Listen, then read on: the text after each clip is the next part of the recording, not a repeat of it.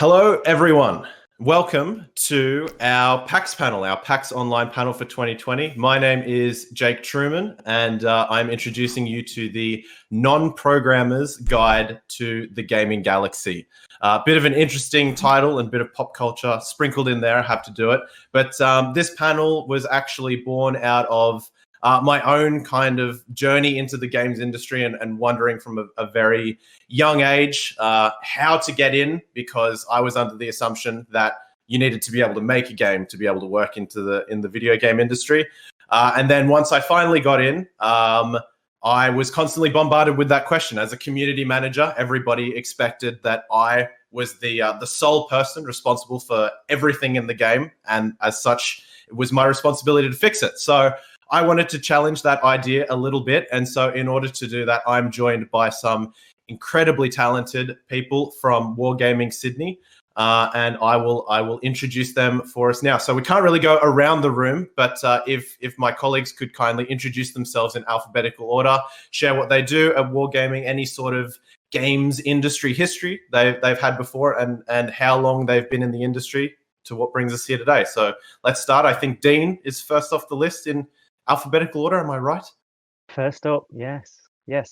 Hi everyone. My name's Dean Finnegan. I'm the lead artist at Wargaming Sydney, and I've been at Wargaming for a year and 5 months, so not that long at this studio. I've been working in game development since probably about 94. And you're all going to say you were never born. I hate you all. So the accent, I started off in the UK in the game dev scene there. And I've worked for some pretty amazing studios in the UK. Codemasters, early days.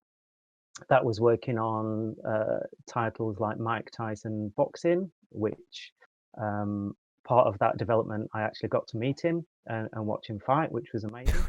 And then eventually made my way to Lionhead, worked at Fable, came over to Sydney, Australia, and worked at Team Bondi on LA Noire. I bounced around a bit between game and film development, and made my way to Wargaming Sydney. My name's Holly. My career is much shorter.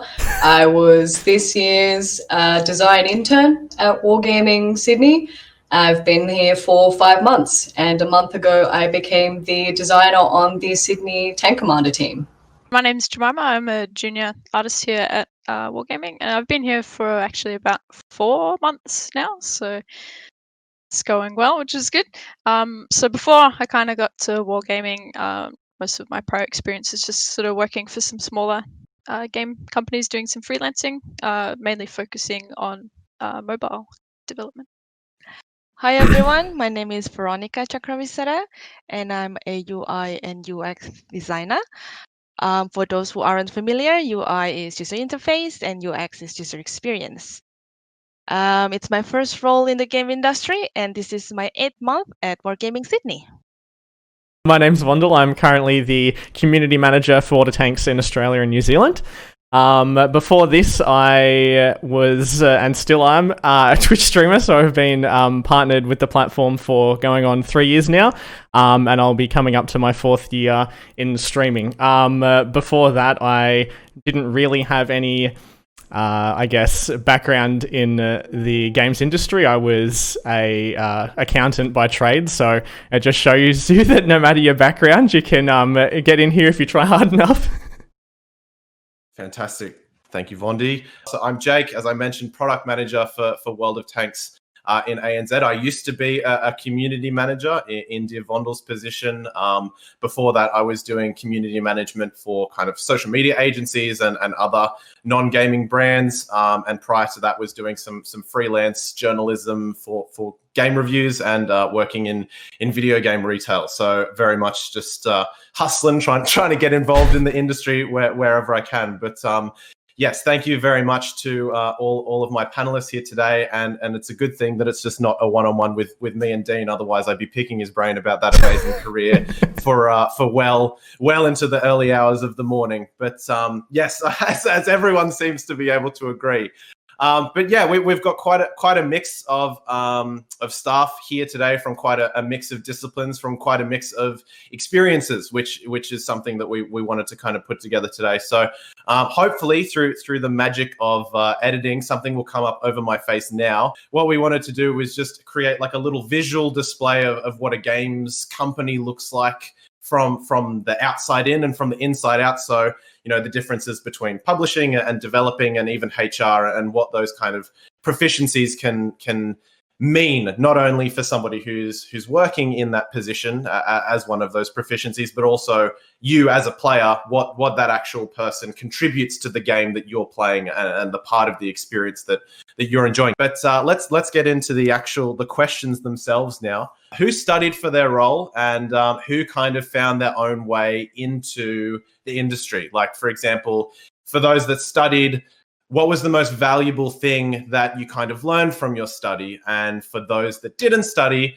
now that you're in the industry, what was the most valuable thing that you could have benefited from in this sort of process? For me, I'm a little bit of mix. I never learned at university or took short course of UI UX specifically for game. I self-taught myself on that by playing a lot of games and reading articles online. I did learn UI for website at uni. Because UI and UX apply for a lot of things in real worlds. Like nearly all softwares and hardwares have UI UX, like TV and remote control, washing machines, supermarket self-service checkout, and many more. So I went to University of New South Wales, majoring in multimedia. Then I learned about website, HTML, CSS. It's my first introductions to user interface, I guess. And I also learned a little bit of everything. I learned photography, flash, sound, 3D, visual communications, and many more. Vondel, I wanted to ask you about this question, mate, because you've got a very different experience to everyone. So you, as you mentioned, were training as an accountant. Yeah. So, you know, not exactly the kinds of folks that you imagine being the most vibrant and engaging Twitch streamers. But I remember you talking to me in quite detail about how valuable that kind of real world, especially business knowledge, benefited you when you were starting to move up through the ranks of streaming. So I suppose in a flip side, what was valuable about learning accounting that benefited your experience as a streamer, less as a community manager, but on your journey? On your journey, yeah. Well, I guess the thing is, like, you shouldn't really start out streaming with the idea of turning it into a business or that you're going to make something of it. I basically, had a job lined up ready to go at Deloitte. I was about to take it, and then I kind of sat back and I was like, do I want to basically be locked in here for the next 4 years, basically, or do I want to go see the world a bit? So I ended up backpacking for 5 months all through Europe, which is something that I know now a lot of people wish they could certainly do, but it pretty much changed my life to the point where I realized that just hearing growing up, like my family especially, because we didn't have a lot, was always like money, like do whatever it takes, get money, do whatever it takes.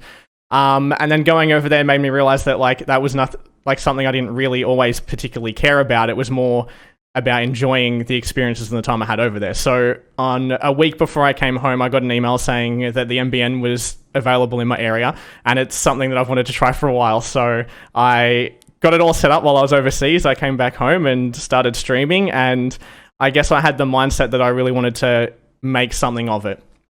Which is something I don't recommend to people getting into streaming, but it's something that I don't know if it was like I want to say like vision or whatever of it, but like I kind of just knew. It was just like a gut feeling. So I went hard at it, and just like anything else really is the business experience I got, especially doing something like this, your stream turns into a small business. You do your own marketing in a sense, you do your accounting, you do your own finances, scheduling what you want to spend your time on, etc., etc. So having that commerce degree and everything I learned through there, and then especially with what I did during my internships and stuff at Deloitte, was that being able to manage your finances. And I will say that I worked my absolute butt off for like 60 hours a week for like 3 years before I did this. So I had money to set myself up, because people jump into streaming and just, I don't know, let's just quit my job and go for it and see what happens. Like, don't do that. Like, be able to support yourself for at least a year and then see what happens.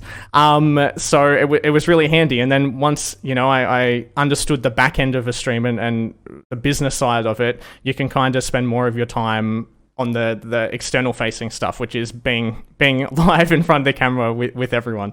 And I guess that helped me get to the point where I got enough experience. I've done it long enough. I got partnered, and then I saw the job up for content creator for Wargaming. I literally applied on stream while I was playing World of Warcraft. While you're playing World of Warcraft, yeah. Okay, someone sent it to me and I was like, hey, I'll go for it. Again, like, long distance relationship with my beautiful partner Bree for a year and a half at that point. So it was a culmination of, wanting to change what I was building my life to, which was a future having a house. Because again, unless you do really well in streaming, you're not going to be kicking any financial goals anytime soon. So I kind of changed what I wanted out of what I was doing, and this came up, and then I applied and managed to get it, and here I am, being able to line up a lot more job things than like life things than just career or personal life, etc. I went through games education, but it was a long time getting there. I had a similar experience where you have money, and growing up we were quite poor, and my entertainment was encyclopedias, and at one point we got a Windows 98 and I got a single game, and it was called Carnivores, and I spent my entire life in it. And I remember the first time I started thinking about what I wanted to do for a job, I'm like, well, someone has to make the games. Like, I'll be that person. I will make the game. And then, you tell your parents, and they're like, no, get a real job, get money. So, that obviously led to me getting a degree in music out of spite, and changing my career about 10 times. Like, I've been a cook, a waiter, a restaurant manager, a landscaper, turf layer, retail, IT, God, all of them. But ultimately it led to me doing that deep meditation where you're like, what do you want to do? And that voice is like, video games. Video games, it's always been video games. And so I just Googled, I literally Googled video game school, and found a course and enrolled, and then there was the Wargaming internship listed, and my teacher encouraged me to apply. And my brother had played World of Tanks, World of Warships, and I was like, I know that name. And I actually failed the first time I applied. I came close but no cigar, and they said, you came very close and we would like to keep in contact with you. We don't want to lose you. So I spent about 6 months being mentored by designers in the studio, like bringing my uni work to them and asking questions. And that was exceptionally valuable, because the next time the internships came up, they just offered it to me. So yeah, the most valuable thing I learned in education was the idea that you don't have to pick a job and then that is your job forever. Raised by an accountant who was an accountant forever, and a vet who was a vet forever, and that's just not real. It's not how people get jobs anymore. And this could be my job now. I could change it again. I doubt it, but yeah, but it's fine. You're allowed to take a while to get places or go to different places. So yeah. Awesome. Yeah, cool. Thanks very much, Holly. Dean, I want to ask you about this as well. And Jem, if we have time, I'll get to you as well. But the reason I want to ask Dean especially is because, as I mentioned before, you would have been starting out in the industry and kind of skilling yourself up at a time when gaming was still kind of like that unicorn industry. Like, did it exist? Didn't it exist? Like, who were these people? So what was that journey like for you, especially, you know, when you would have been working towards it and it would have seemed even less of a viable option? Was this something that you always knew that you were going to do in your bones, or did you kind of fall into it? So I fell into it, and I just want to say, 20 years later, my parents still have no idea what I do. This panel is for all the parents out there. You've explained your job title like 20 times, and it's just like, wait, sorry. So what do you do? What does that mean? Yeah. So I think there's a very sort of similar feel that we've all said, is that I went to art college in the UK very early days, really before I kind of knew, you know, I played games, played arcade games, all that kind of thing. Was quite infatuated with the art education I was getting. It was lots of drawing, photography, like quite a well balanced all round sort of creative education, and I think I really fell in love with every aspect of that. And through sheer stubbornness, I think I really tried to eke out a career in that, much to the displeasure of my parents, you know, get a proper job and all that kind of thing. So I think early days, I had very little knowledge of what the game industry was about. Really early days of point and click, you know, PC adventures. That and I think I ended up trying to get a portfolio together, you know, from an art point of view, which is still relevant today. I think, you know, from an art position, your portfolio sort of says everything. And I really tried to get, you know, drawings together, digital drawings, got turned down by so many studios, it wasn't funny, and just sort of through sheer stubbornness and perseverance, eventually a studio in London sort of gave me an opportunity. And I think that's the thing, it's sort of perseverance, keep going. You've got to have passion, like we've all been saying. You know, if you get turned down at the first hurdle and you think, oh, that's it, I gave it a go, you know, you've really got to sort of push your way through it. And for me, I was just so in love. You know, how fantastic is it that what we're doing is we're working in an industry that we're all pretty passionate about, which is, you know, you have to pinch yourself every day that's what you're doing. It was just that one studio giving me an opportunity. They saw something in the drawings that I was doing, and that was the way in.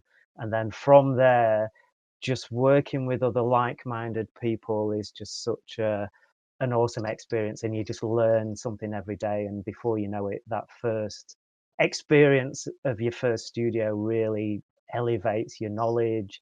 You're making connections, you're networking, and you get to meet, you know, I'm still in, you know, really strong friends with people that I worked with 20 years ago in the UK. We're still in touch, and it's such a small industry, and it's such a tight, supportive industry as well. So it's pretty fantastic. Yeah, awesome. Thanks, Dean. Jem, does like with a much more limited time frame, of course, does that speak to your experience coming into the industry? And can we also just get a quick shout out to our guest panelist here, who I don't think is on the bill, so needs to be credited properly. So yes, absolutely, shout out. Yeah. But how was both of your experience coming into the industry, especially as a cat? Like, as a cat, what is it like, you know, being met with the challenges of finding a way into the games industry? Feel free to speak for the cat in your own experience. Okay. Well, I can't really speak for the cat, but I guess my kind of personal experience. So I pretty much straight after high school, I jumped straight into study. So I didn't know kind of exactly what I wanted to do, but I knew I wanted to do something creative, and I had a really supportive family as well, so they knew that I, you know, enjoyed playing games growing up. So it was actually my dad that kind of pushed me in the direction of, you know, looking at game art. So I studied a course in game art and animation, and you know, that taught me a lot about the industry and about games as a whole. And from there, I kind of just sort of was able to put together a portfolio. So that was something that Dean kind of touched on there, is the importance of portfolio. And that was, the main thing that really helped me kind of find my place in the industry. And then now I'm here. Fantastic. I find that really interesting. We've had 5 sets of parents who are like, for the love of God, don't think of video games. And then one set of parents was, have you thought about video games? Yeah, it's really interesting. One more open discussion question. What's the biggest misconception about your role? So I guess when you explain your job and then your inevitable response is, I don't know what that means. What is that? I guess for me, the misconception on the publishing side is that we're developers inevitably. And so every time somebody will come in with their cutting feedback, their hot take about the game, they assume that I built it and it's my responsibility to fix it, which I've now, with reluctance and relief, mixed feelings, have passed that on to dear Vondel to now experience that firsthand. So I'm guessing I'm answering the question for you there as well, Vondel, the same kind of experience. But for our developers, especially guys who are not the conventional developer in a sense, like you're not just sitting there for 12 hours a day looking at a screen of code. What is the misconception about your jobs that you have to challenge a little bit, or you have to kind of explain in a bit more detail to a layman? I guess the most common misconceptions would be that UI and UX are the same thing. They're not. And that's the first one. The second is knowing how to use wireframing tools are enough to master UI and UX. Not enough.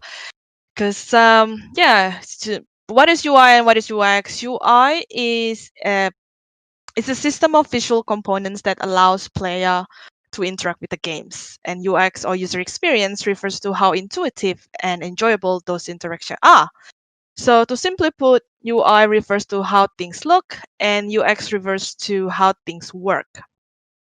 UX are much more complex. It involves understanding the user needs, knowing their pains, their goals, the user personas, creating wireframe, also user journeys, facilitating user tasks, and a lot more things. Like, it's much more complex than that. And not only that, one critical component of UX is to accomplish the business goals and also their objective. So it's about the users, but at the same time we have to meet the goals and the business goals as well. Could you explain a bit more between, I guess, UX and UI? You mentioned that one was more of a kind of like a visual language, whereas one is more of like a systems and structure. So do you cover both of those proficiencies? Are there people who do just one or the other? Like how do you manage those two areas? I cover both, because UI and UX, that goes hand in hand. You cannot just fluent in UI but not UX, because, for example, if you wanna if you wanna make a for example, what's it called? If you wanna make a text, the color of that text, like the layout, where you put the text, the color of the text, there's always a reason behind it. You cannot just create a text. There's always a reason, and to get to that reason, there's a step-by-step that you have to make, like research, surveys, and all that. And that's part of the UX. Yeah, cool. Awesome. Thank you very much for elaborating that. That was one of the ones coming into this panel that I was very interested to hear more about. And I'm going to kind of segue into art now, but I'm going to use Holly as kind of like a middle person between art and UX as the design hybrid. A common misconception that I get within the industry is that designers just write documents. I attended a student industry meetup event just after I'd started as the intern at Wargaming, and people were wearing stickers. Like students wore the sticker of the field that they were studying, and industry people wore stickers of what fields they were looking for. And lo and behold, no, no design stickers anywhere. So I was going around and talking to people, and there was a gentleman who was the founder of his studio and said to me, well, what will you do when there's no more documents to write? And I told him a bunch of things, but I was also like, what's the negative connotation attached to documents? You make games without plans. How does that go for you? Yeah, there's a lot. Like any part of a game that requires any sort of research or design finesse, I do. It's not just documents. Yeah, so I guess for me, like when I talk to people who don't really know much about games specifically, they always sort of, I guess, default to coding and programming, and then, you mentioned game art, and they sort of don't really kind of understand what that is. So I guess specifically with game art, there's an idea that I guess a game artist is, they're just sort of making the game look pretty and adding colors and that sort of stuff, which is a really, really big part of game art. But there's the, a whole other side to it that's much more technical and, like getting things working right and that sort of stuff. So I guess that's probably the biggest kind of misconception I've sort of come across. But I find once you sort of explain that, you kind of get some understanding nods, I guess, from people who don't really know much. Dean, was there anything that you wanted to add to that, or has Jemima kind of nailed it for an art perspective at least? Yeah, I think everybody's touched on it. Really, is that we certainly don't work in isolation. All of us, it's not like the art department is away colouring in and making things look pretty. We work, especially in Wargaming Sydney, we work as multidisciplined teams. We have artists, designers, engineers, all working together on features as they're emerging. And often with games, there's a balance between making it look good, making the gameplay responsive, and frame rate as well. And they all seem to be nicely represented by design, art, and engineering as well. And then without forgetting audio, on top of that. So we certainly don't work in isolation. We're constantly talking to designers. What happens if you use this weapon but then do this at the same time, and you're constantly bombarding. I think the whole part of what we do is we're problem solving just about every minute of every day. We're making decisions, we're all feeding in, coming up with ideas, proposals, and then trying things out and then working out what. At the end of the day, it's the game that is key. The gameplay is key.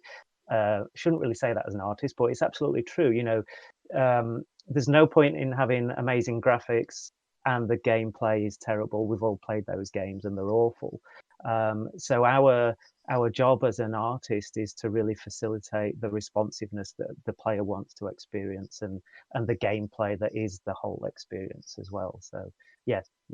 Okay, cool. That's super interesting. Thank you very much. For the artists among us, we've got Jemima and Dean. I would love to hear the differences between like a more leads experience in terms of their roles and responsibilities and more of a junior in terms of, what that entails on your day-to-day, and I suppose how you interact with each other and what kind of work that involves. Vondel, we can speak to that as well. If a publishing mix kind of it is relevant, but ours is probably much less interesting. So we'll let the artists speak first. Dean, if you'd like to, as someone who's both been a junior and now a lead, how does that look for you?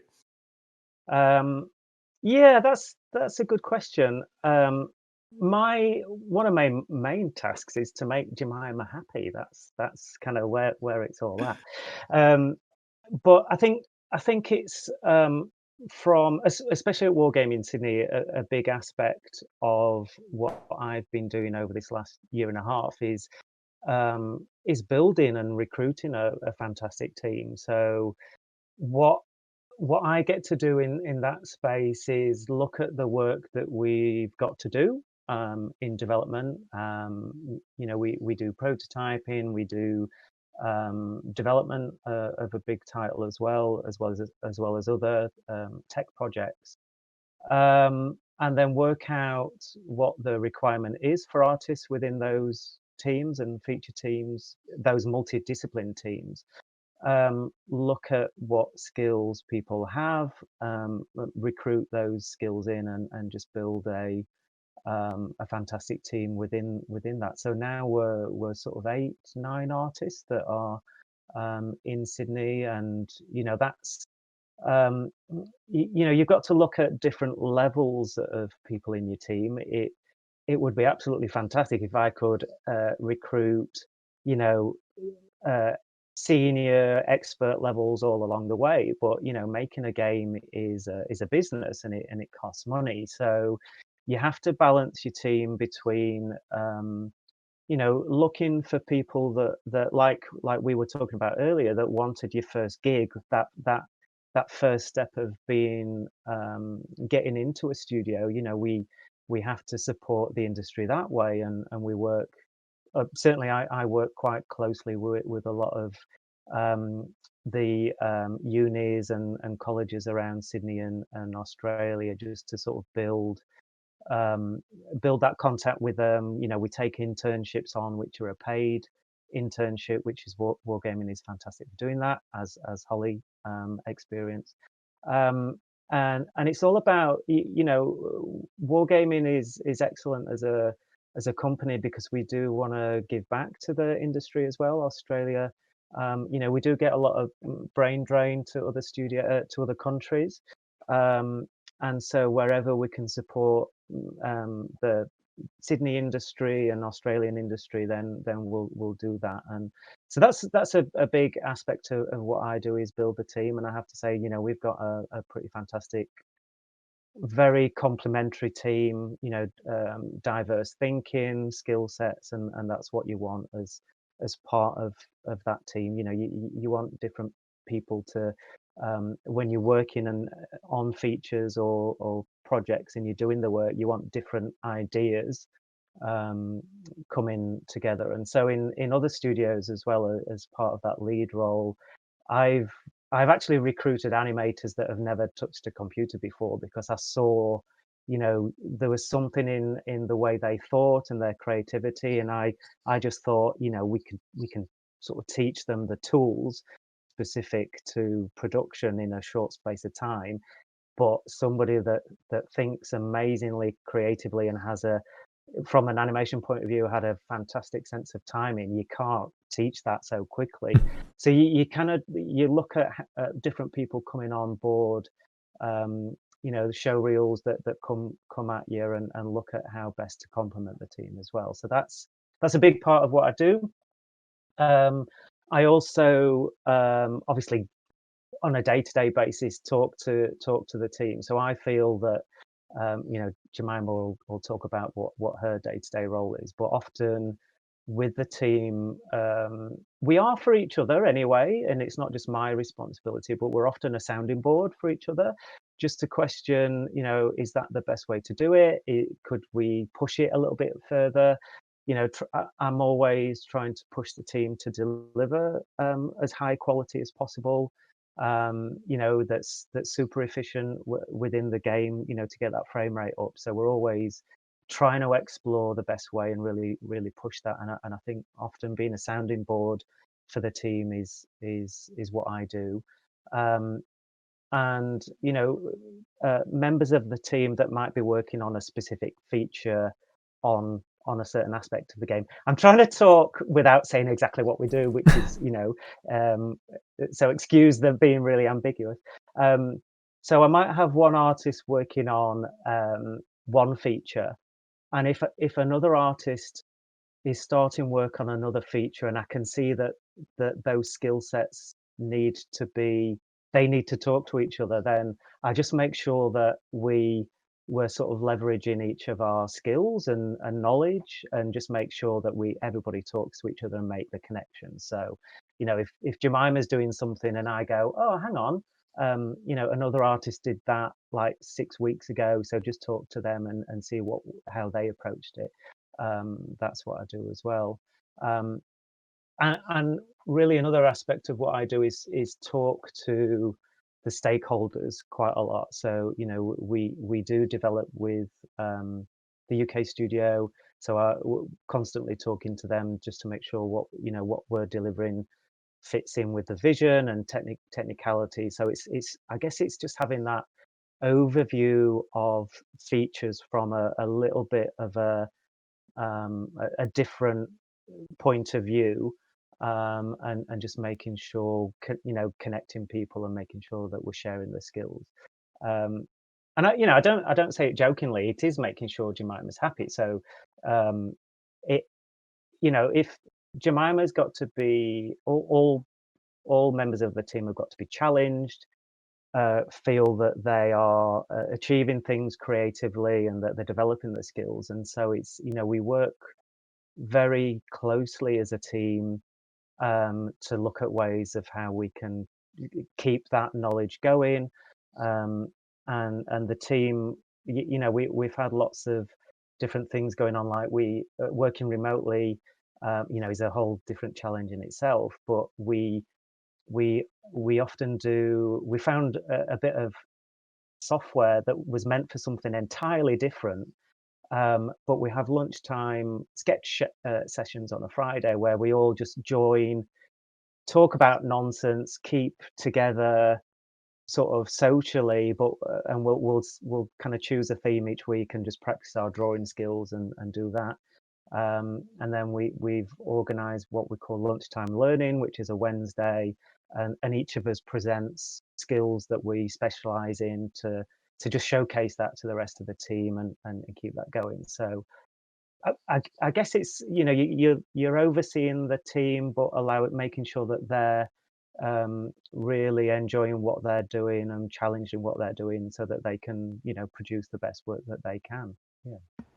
Wow, that's a super insightful answer and very interesting, because you explained so much about what you do and none of it was I do art, which I thought was very interesting coming from a lead artist. But I suppose, speaking to that point, having gone from a community manager's into a product manager's position, I can very much appreciate the parallels between kind of pulling yourself out of the kind of trench work, I suppose, to oversee the moving pieces altogether. Yeah. But before I get Jemima to go into that in a bit more detail, when was the last time you actually did artwork that has contributed to a game? And well done for navigating the minefield of NDA and we're not allowed to talk about this. And we could have put the bar over your eyes and just have redacted everywhere.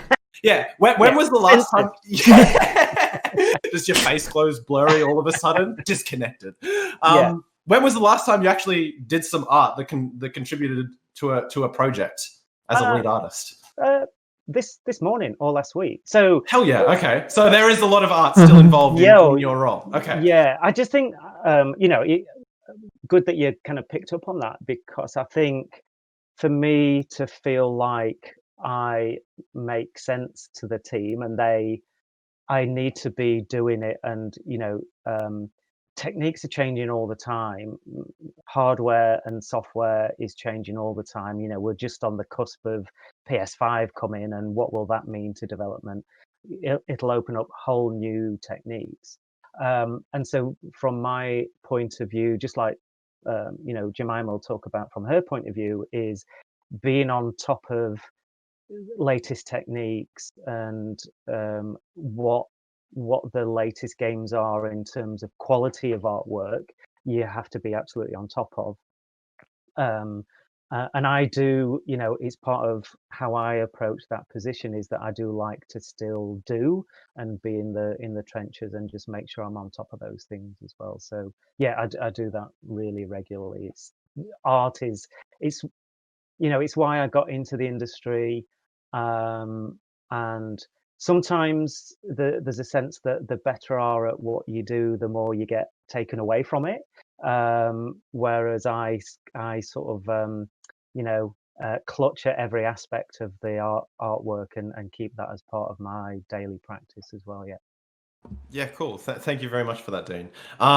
Jem, so to speak to the art itself, and Dean actually mentioned a very interesting point there that I'd like to find out more about from you. So now we are moving into this new generation, these new consoles. How is that going to inform your day-to-day work and your skill building between now and a year from now, when you could be, using vastly different techniques and technologies? Yeah, that's a good question, and an interesting thing to think about as well. And I guess it's probably not as black and white as it sounds as well. I feel like it's sort of like constantly kind of changing as you go, and it's almost like you don't notice, I guess, that exact change, with a new kind of generation of tech and things like that. But it's always something that you're thinking about, while you're working, and as new tech comes in and it slowly evolves, if that kind of makes sense. Yeah, kind of answer that. Yeah, absolutely. And so back to your day to day, like what does your art look like? Are you more of an environmental artist, a character artist, or am I again using two general terms and these things don't really exist and you do everything? Like what is a day and a week look like for you as Dean's trying to make sure that you're happy and working to maximum capacity? Yes, that's also a good question.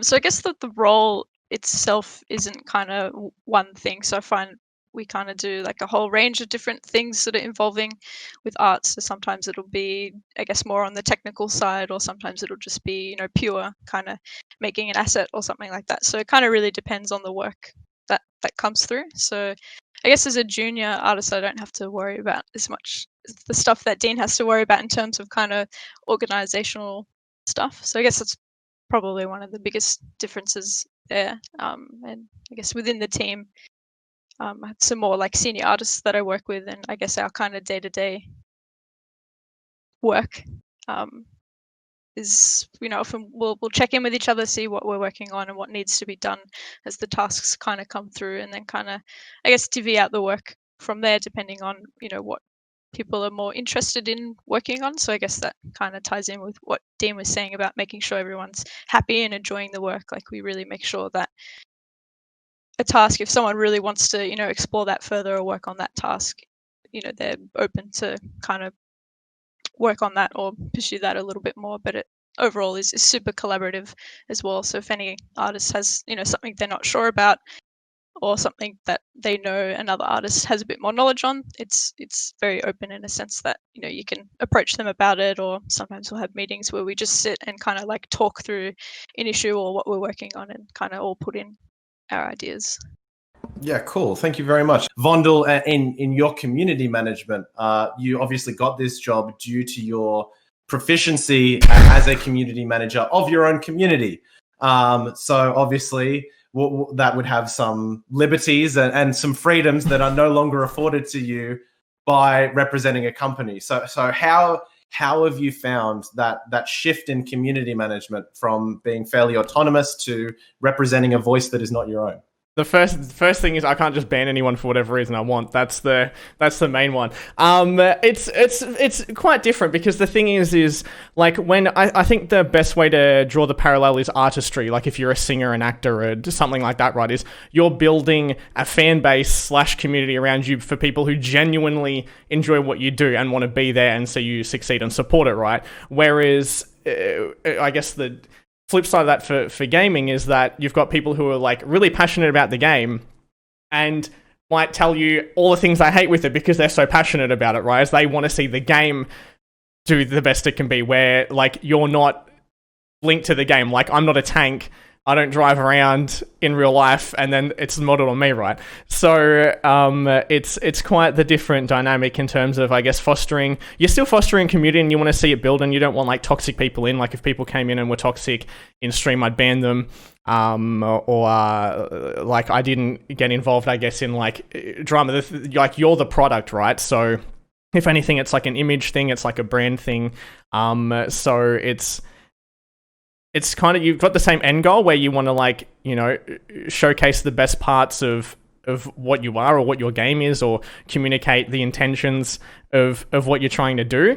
But I guess the difference is the terms of feedback you get or the criticisms you get people you can't just necessarily write off because of how they're, I guess, coming to you with it. So it's been a fun shift in dynamic from taking on what everyone says, but I guess the other thing is being able to pick what's constructive, what has actual valid, feedback with it, versus what's just being frustrated or jumping on the bandwagon for the sake of it, in terms of people just being annoyed for the sake of things. And I guess you could probably look at Twitter as a good parallel between it. Is there's a lot of stuff on there, whether a lot of it's useful or not is a completely different thing. So it's more about communicating a message, making sure you're doing the best you can in showing off what all these hardworking individuals are doing, and then bringing back useful, actionable, constructive feedback to them so they can then model and shape it. Because like anything you work on, if I made something for my stream that I made on, I worked my ass off on it, was like, yes, this is the best, and then I show everyone's like, it could be better. I don't know, like, I know how that goes. You've only got so much you can get value out of the group you're involved in, or like whoever you're working with, where you really do need that external factor to, I guess, make sure you've taken it to the next level, or it's where you thought it would be, I guess, would be the best way of saying it. Yeah, absolutely. And I think as well, not just like when you're managing your own community, you can deal with things on a case-by-case basis, but when you're managing a company's community, even the person if you're responding to an individual, you're not only having to solve their problem, but also the problem of anybody who might read that or might experience the similar. So you're never just speaking to one person. I would love to speak specifically to Holly, Jemima, and Veronica. As we can see here, we have three fantastic women, all representing development roles in a gaming company. I think someone who is coming from publishing, this is not only great to have women representing this panel, but also women in dev, because you typically, the stereotypical thing would be marketing or PR or finance. So it's so great to see, so many females in strong roles in Wargaming Sydney. So at risk of continuing to wax poetic on that and just mincing my own words, I'm just going to get to the question. As women in gaming, especially women in development roles, what are some of the misconceptions that you have faced in your experience to date, and what have you able to do to challenge those misconceptions? So obviously women in gaming is a massive one, and then women in dev is the next. So how has that experience look like for you guys? Well, working in the game industry is exciting, challenging, and extremely rewarding. I guess the biggest misconception for me, hearing from other people, that it's a man's world. It's not. Women are certainly welcome, and we need more women more than ever. I guess we all have the responsibility to play part in this change by leading and supporting other women who hopefully shares our passions. So Holly and I had the opportunity to talk to 160 young girls recently about the game industry at a high school in Sydney, North Shore. We went with 4 other Wargaming employees. We explained about our roles and our responsibilities, and to show them that our roles actually exist. So hopefully by seeing us there, we inspire them to work in the game industry. Fantastic. Holly, were you going to add to that? Yeah, I'd say that the gendered perceptions existing within the industry don't start at an industry level. They start at school. Like little boys and little girls, like games are for boys and girls don't like them. And that's a very wildly common perception. Just people just think that 50% of people don't engage with one of the most popular media formats on the planet. It came right like at my face in games education.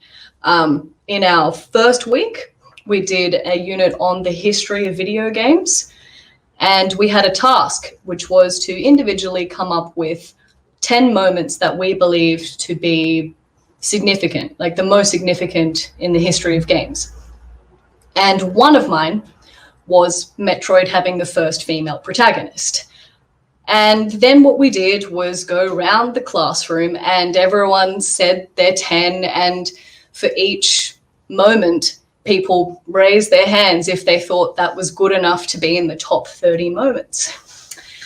So mine comes up and it's me and maybe 2 boys and one of the other 2 women in the class. And the male teacher just said, okay, that's not making it. Completely ignoring that the demographic of the class, or the fact that the voting system was essentially how to determine what little white boys think are important. And it was a bit of a whiplash for me. You don't think that the first time a woman was portrayed in games not as a side character, an NPC to be ignored or kicked the shit out of, or a literally an objective for the male protagonist, but instead a playable character, one of strength, like her own protagonist. You don't think that's even in the top 30? Well, I'm sorry, but we disagree. No, absolutely. That's wild. But you're totally right though. Like that conversation is being had in a room predominantly with small white guys. So so what nuanced objective takes are going to be brought from that. So it's so great to have people like yourself and Veronica going to those schools and kind of engaging at the ground level there. Jem, did you have anything that you wanted to add to that, or from your own experience? I guess, Veronica and Holly have kind of really, hit the nail on the head there about, where it doesn't just start at an industry level, it goes all the way back to, I guess, school, that kind of stuff. So, like growing up as a girl, playing video games, that kind of stuff that kind of, puts you into a very specific, I guess, box at an early age as well. So I think I'm pretty lucky where it hasn't affected me or my career a lot. But again, I can't speak for every kind of girl within the industry. But I think it's just, super important to have those diverse, groups of people, and kind of raising awareness and that kind of stuff, I think is where that change is starting to happen. So it's really great to see, we're starting to get more games that are much more diverse. And I think, or I hope at least, that, encourages girls who see those characters and are interested in games to maybe, if that's something they're passionate about, to, explore that as a career by, seeing not only those characters, but also the diverse groups of people behind the games as well, I think is super important. Absolutely. And, having 3 strong women such as yourself representing this panel and representing this company is so great for that as well. So thank you very much for taking the time today. I think that's it from all of us. We've got one more kind of like final comments before we go. Just quickly, Dean, I know you've got to run off. Are you still all right to just quickly sort this final question? Beautiful. Thank you, sir. So very, very general summary. One final comment. If you could leave our viewers with one final comment, piece of advice, any sort of word or pearl of wisdom that you'd like to impart, what would you say? Dean, let's start with you. I guess let's go around the room again, alphabetically, as Discord has already sorted that out for us. I don't need to worry. Dean, what would you say? Oh my God, one comment. That's one comment, just one. One. You rotter. I think it's never stop learning and supporting. Early on in the games, when I was trying to get into the games industry, I reached out to somebody that was working for EA, I think, many moons ago. And he was very generous in offering support and portfolio feedback and techniques to learn and point me in that right direction. And that's kind of never left, in the sense that, give back wherever you can. It kind of enriches your experience. We're all kind of in this together, and I think it really helps your development if you bring everybody else along with you in that journey, because it's, you know, it is a fantastic journey, really. So yeah, I would say that. Holly? I guess as someone who perceived their biggest barrier between themselves and the games industry as technical ability, if you love games, you can work in games. You don't see it as a barrier. Technology is constantly evolving. If you have the passion for it, you can do it. Absolutely. I'd like to echo Holly's point a little bit there. That's pretty much the same as mine. Like, even if you don't think you have the skill that, can make a game, you will have a skill, or you can develop a skill that can contribute to a game. Like, I built up social media as a skill because Facebook was exploding, Instagram was exploding. I figured that, everybody's going to need a social media person, even a games company. And that's how I got to where I got, games companies are companies too. Games are people too. Like outside of the people who make the games, you're still going to have people who need to run the company, who need to, administrate the office, pay people. Like, there are every single job that basically exists as a regular kind of office job exists in a game company as well, in addition to all the people who actually make the games themselves. So as Holly said, do not think that if you do not have what would be a quote unquote game development skill, that you cannot access games in a way that can be accessed now through community, through esports, through marketing. There's a million ways in. It's hard, but as everyone here has done, you just keep banging your head against the wall, and eventually you will break through. And don't ignore your parents' advice unless it's Jemima's. And Jemima's is just like, yes, do join a games industry. If they say, oh, is that still an industry? Tell them to speak to Jemima's parents. Jem, you're up. What would you add to all that? Yes, so mine's pretty similar to Dean's, where I think the most important thing is to always keep learning. I think because it's an industry that's growing all the time, and whether or not you're someone who's already in the industry or wanting to get into the industry, it's just keeping up with current trends and just being curious about all the new stuff that's coming out, and then on top of that, just being excited and passionate about what's going on in the industry. Awesome. Thanks. V? Cool. Mine is similar with Holly's, actually. I guess just be confident, and it's common for us to question ourselves and compare our technical abilities to people around us. But remember one thing, feelings is not facts. Focus on the facts, which are your accomplishment, your skills, the support for your family and friends, and I promise you 100% you will be more confident and comfortable.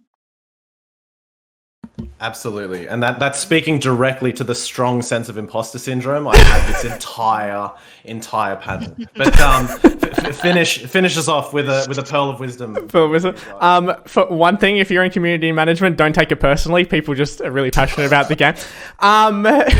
In terms of games industry, the biggest thing for me, this is just in general, education at a formal education institution, whether it be TAFE, university, high school, whatever, it's not the end of the world. If you bomb out on your HSC, don't worry about it. Like, being self-taught or being passionate in yourself and finding your own opportunities and making those opportunities is so much more valuable than if you go to a studio with a kick-ass portfolio but don't have any formal degree or whatever. They'll be like, damn, that's a good portfolio. Let's talk about that. Especially on what Veronica said, is you're running your own race. Don't compare yourself to other people. Don't be like, that person's already got this job and they're 30 and I'm 35. It doesn't matter. You're in your own, your own race. You're in your own marathon. Just do it yourself. And make your own opportunities. I always love games. I'd played games forever. The first game I ever played was Wolfenstein on my grandfather's MS-DOS machine. Just work out your own way. I started streaming, ended up here. You just find your own opportunities, chase what you want, stay passionate, and that goes for any industry. The world will be your oyster. Well, I don't think I could end it any more eloquently or beautifully than that. Thank you so much for joining us in the non-programmer's guide to the gaming galaxy as the hyper improbability drive winds down and you thought that there wasn't going to be any other Hitchhiker's Guide references in this panel. Don't panic. I had my towel next to me the whole time. Thank you very much, Dean, Holly, Jemima, Veronica, Vondel. I was Jake. Thank you for joining us today. Cheers.